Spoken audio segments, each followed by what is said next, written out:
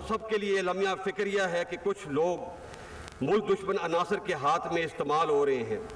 इस मनूवर या तदबीर को उर्फ़आम में हाइब्रिड या फिफ्थ जनरेशन वॉर कहा जाता है। इसका मकसद पाकिस्तान की जड़ों को खोखला करना और मुल्क की सालमियत को नुकसान पहुँचाना है। हम इंशाअल्लाह इन मनफी अज़ाइम को कभी कामयाब नहीं होने देंगे। दुश्मन गैर रिवायती हथकंडों और डिसइंफॉर्मेशन से मज़मूम मकासद हासिल करना चाहता है। मौजूदा दौर में जंग की नौइयत बदल गई है। तनकीद बराए तनकीद और मनफी रवैयों की हौसला शिकनी करना होगी। लम्हा फिक्रिया है कि कुछ लोग मुल्क दुश्मन अनासर के हाथ में इस्तेमाल हो रहे हैं। इसे फिफ्थ जनरेशन वॉर कहा जाता है। इसका मकसद पाकिस्तान की जड़ों को खोखला करना और मुल्क की सालमियत को नुकसान पहुँचाना है। अंदरूनी इंतशार फैलाने वाले कुछ अनासर के साथ सख्ती से निमटना होगा। आर्मी चीफ का यौम दिफा के मौके पर GHQ में तकरीब से खिताब। कहा, पाकिस्तान में किसी पुरतशद्दुद रवैये या इंतहा पसंदी की अब मजीद कोई गुंजाइश नहीं। अफवाज पाकिस्तान और कानून नाफिज करने वाले इदारों के अलावा किसी फर्द या गिरोह को असलहे की नुमाइश और इस्तेमाल की इजाज़त नहीं होगी। जमहूरियत में ही पाकिस्तान की मजबूती और बका है। पाकिस्तान को मजीद मुस्तहकम करने के लिए आइन की पासदारी, इंसाफ के उसूल पर अमल पैरा होना होगा। बर्दाश्त और बुर्दबारी के उसूल पर भी अमल पैरा होना होगा।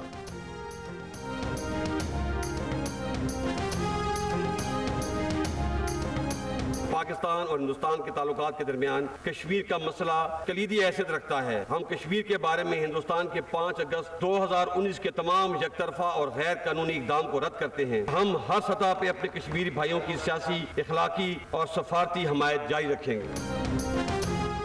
मकबूजा कश्मीर में भारत का 5 अगस्त 2019 का इकदाम मुस्तरद करते हैं। कश्मीरी भाइयों की सियासी, सिफारती और इखलाकी हिमायत जारी रखेंगे। Army chief general Qamar Javed Bajwa का यौम दिफा पर तकरीब से खिताब। कहा, तवक्को करते हैं कि अफगानिस्तान में तमाम फरीकों की नुमाइंदा हुकूमत कायम हो और अफगान सरजमीन किसी दूसरे मुल्क के खिलाफ इस्तेमाल ना हो।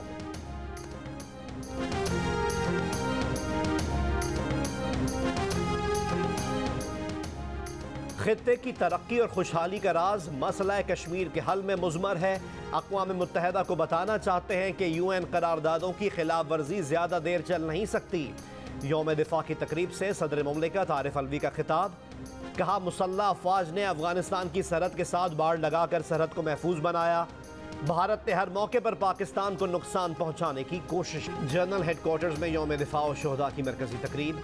सदर मुमलिकत, chairman joint chiefs of staff committee, तीनों मुसल्लह अफवाज के सरबराहों की शिरकत। वफाकी काबीना के अरकान, चेयरमैन सेनेट, अपोजिशन लीडर, हाजिर सर्विस और रिटायर्ड अस्करी हुक्काम, जवानों के साथ शोहदा के लवाहिकीन भी तकरीब में शरीक हुए। दिफाए वतन के लिए कुर्बानियाँ देने वालों को खिराज अकीदत पेश किया गया। गुलकारों ने मिल्ली नग़मे पेश किए। पाकिस्तान में कोरोना वायरस के बायस मजीद 98 अफराद इंतकाल कर गए। मजीद 3316 अफराद में कोरोना वायरस की तस्दीक। NCOC के मुताबिक 6 सितंबर को 52,314 कोरोना टेस्ट किए गए। मुस्बत केसेस की शरह 6% से ज़ायद रही।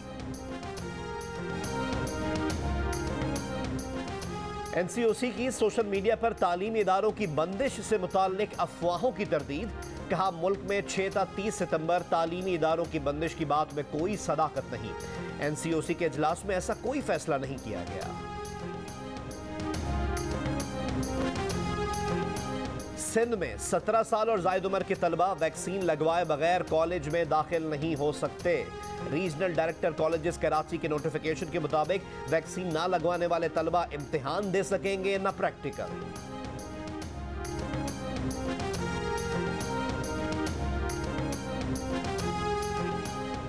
मुल्क में एक हफ्ते में 20 किलो आटे का थैला 70 रुपए तक महंगा हो गया।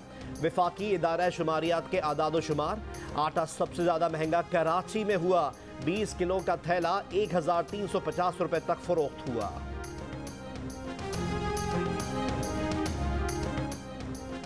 मुल्क में 1 किलो चीनी 89 रुपए किलो फरोख्त करने का दावा धरा का धरा रह गया।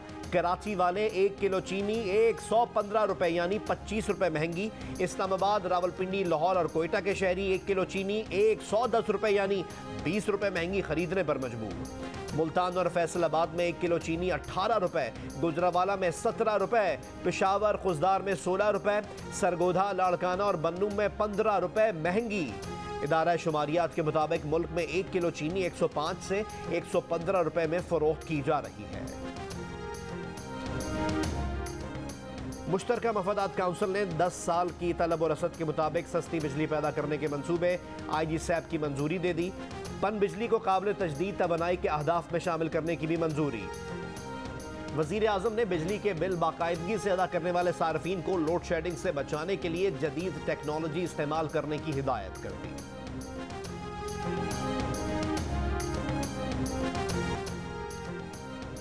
तालिबान के कंट्रोल संभालने के बाद अफगानिस्तान में यूनिवर्सिटीज में तालीम का दोबारा आगाज हो गया। बास क्लासेस में तलबा और तालिबात के दरमियान पर्दा लगाया गया है। तस्वीर सोशल मीडिया पर वायरल। खबर एजेंसी के मुताबिक काबुल, कंदहार और हिरात में तालिबात को अलग क्लासेस में पढ़ाने या कैंपस के मखसूस मकामात तक महदूद करने से मुताल्लिक इत्तलात हैं। तालिबान की जानिब से कोई रद्द-ए-अमल सामने नहीं आया।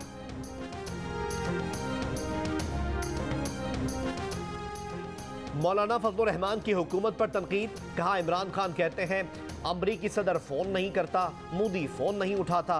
पाकिस्तान की खारजा पॉलिसी का जनाजा निकल चुका है। रावलपिंडी में तहफ़्फ़ुज़ ख़त्म नबूवत और दिफ़ा पाकिस्तान कॉन्फ्रेंस से खिताब। कहा, मुल्क की मईशत तरक्की का तखमीना 5.6% से कम होकर 0 हो गया। मुल्क इक़्तिसादी तौर पर मजबूत होगा तो सारी दुनिया सरमायाकारी के लिए आएगी। मुल्क मजबूत था तो वाजपेयी बस में सफर करके पाकिस्तान आए। कायदे हिज़्ब इख्तिलाफ मियां शहबाज शरीफ का कहना है, मीसाक़े मईशत की बात की थी तो मजाक उड़ाया गया। दुनिया में अब फौजी जंगें नहीं, मुआशी जंगें लड़ी जा रही हैं। पाकिस्तान की मईशत कमज़ोर है, मुल्क में महंगाई ने तबाही मचा दी है।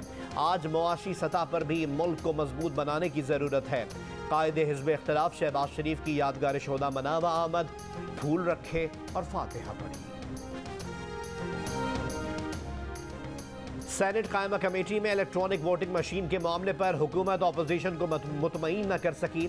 सेनेटर मुस्तफ़ा नवाज खोकर ने कहा, वजीर आजम का फोन हैक होता रहा, इलेक्ट्रॉनिक वोटिंग मशीन की हिफाजत कौन करेगा? क्या हुकूमत का इख्तियार था कि इस मशीन पर काम करती? क्या यकीन से कह सकते हैं कि यही मशीन इलेक्शन में इस्तेमाल होगी? इलेक्ट्रॉनिक वोटिंग वजीर आजम का नहीं, इलेक्शन कमीशन का इख्तियार है।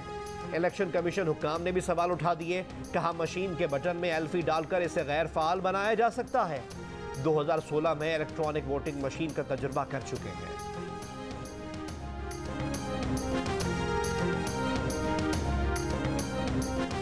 Rawalpindi Islamabad union of journalist के ज़ेर एहतमाम ख़वातीन सहाफ़ियों का मुल्क गिर webinar.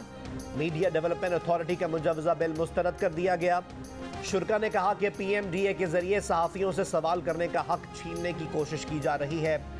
Secretary general PFUJ Nasir Zaidi ने कहा कि पाकिस्तान मीडिया डेवलपमेंट अथॉरिटी के जरिए डंडा चलाने की कोशिश की जा रही है। आसमा शिराजी ने कहा कि हुकूमत एक ऐसा मुआशरा बनाना चाहती है जहां आँख कान ज़बान बंद कर दी जाए। सीनियर सहाफ़ी नासिरा जुबैरी बोली कि मीडिया डेवलपमेंट अथॉरिटी के बिल की ज़रूरत क्या है, बहुत सी चीज़ें पहले ही उनके हाथ में हैं।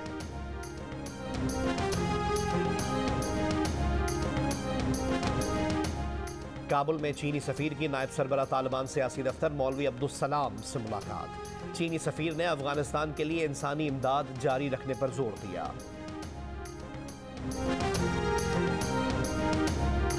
पाकिस्तान में दी गई इस्लामी तलाक बरतानिया में काबिल कबूल नहीं होनी चाहिए। पाकिस्तानी जोड़े के केस में लंदन हाई कोर्ट की जज मिसेस जस्टिस आर्बटनॉट ने फैसला सुना दिया। नाजिया हुसैन का मौक़िफ़ था कि पाकिस्तान में पहले शौहर की तलाक को तस्लीम और हतमी करार दिया जाए। आसिम हुसैन का मौक़िफ़ था कि पाकिस्तान में पहले शौहर की तलाक को बरतानिया के इंग्लिश कानून के मुताबिक तस्लीम नहीं किया जाना चाहिए। जज मिसेस आर्बटनॉट ने आसिम हुसैन के हक़ में फैसला सुना दिया।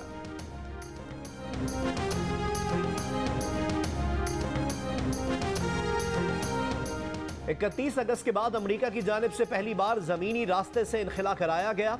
अमरीकी महकमे खारजा के अहदेदार ने कहा कि अमरीका ने पड़ोसी मुल्क के रास्ते 4 अमरीकियों को अफगानिस्तान से निकाला। इनखला की ख्वाहिश रखने वाले मजीद 100 अमरीकी अब भी अफगानिस्तान में हैं। अमेरिका में डेमोक्रेट्स ने $3.5 खरब मालियत का सोशल पॉलिसी बिल तैयार करना शुरू कर दिया। बिल बच्चे की पैदाइश से उसके आखिरी लम्हात तक जिंदगी का अहाता करेगा। वालिदैन हमल के दौरान और बच्चे की पैदाइश के बाद भी छुट्टियां ले सकेंगे। बच्चे की पैदाइश के बाद वालिदैन दफातर लौटेंगे तो बच्चे की देखभाल के लिए रकम मिलेगी। ज़्यादातर फैमिलीज़ को माहाना इजाफी इमदाद भी मिल सकेगी। जवानी में तरबियती प्रोग्राम की सहूलत और इजाफी रकम भी मिलेगी। बुढ़ापे में टैक्स छूट, मेडिकेयर में दांतों, आंखों और कानों का इलाज होगा। रिपब्लिकन्स ने डेमोक्रेट्स का बिल सोशलिज्म की जानिब कदम करार दे दिया।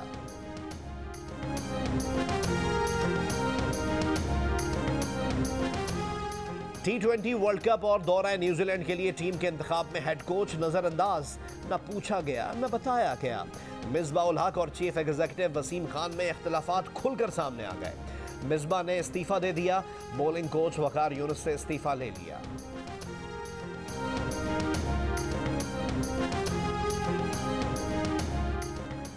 अगले माह होने वाले ICC T20 वर्ल्ड कप के लिए पाकिस्तान के 15 रुकनी स्क्वाड का ऐलान। साबिक कप्तान सरफराज अहमद ड्रॉप।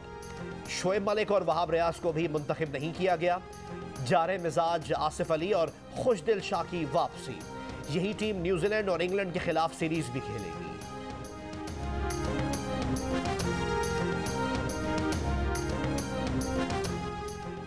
न्यूजीलैंड में 24 साल कबल बर्फानी तोदे का शिकार होने वाले कोपहमा की आखिरी तस्वीर मिल गई। हादसे में गुम होने वाला कैमरा मिल गया।